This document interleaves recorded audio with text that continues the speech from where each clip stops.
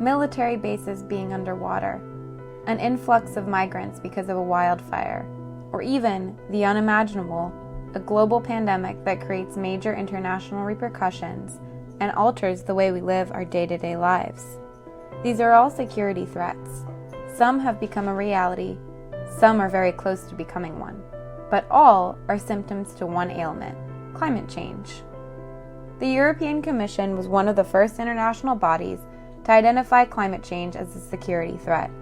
In 2008, Javier Solana released a statement pushing climate into the foreign policy and security realm. In the United States, the U.S. Naval War College has been studying the nexus between climate and security since the 1980s, but it's not until recently that action has reflected the research.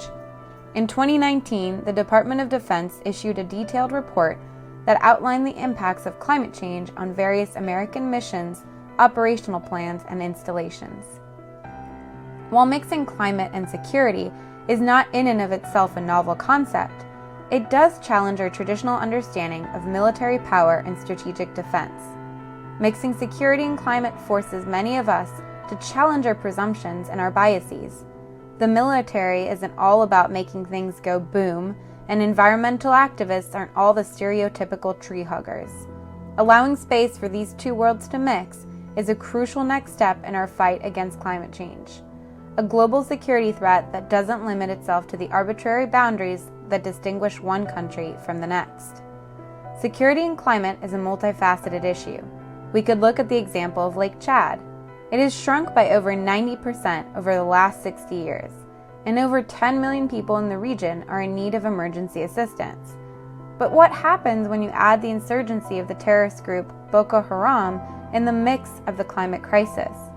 Having taken over large areas of this territory, the group blocks humanitarian aid and uses the climate crisis to their advantage to pursue their ends through violent means.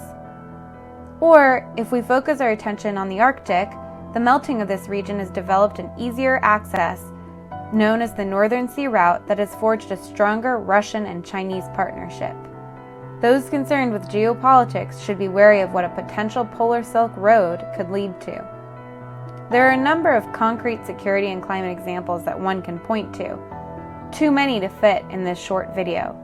The reality is that the military has ample tools at their disposal to help fight against this imminent threat. With skills such as wargaming or scenario planning, the military is able to bring future threats into the present reality in order to make sure we're adequately equipped to handle ourselves when disaster strikes. There is also space for exchange between the civilian and military world to learn from their respective toolboxes. With an infinite amount of resources to fight these issues, we need to make sure we're doing so in an effective manner that builds towards a simultaneously safer and sustainable world.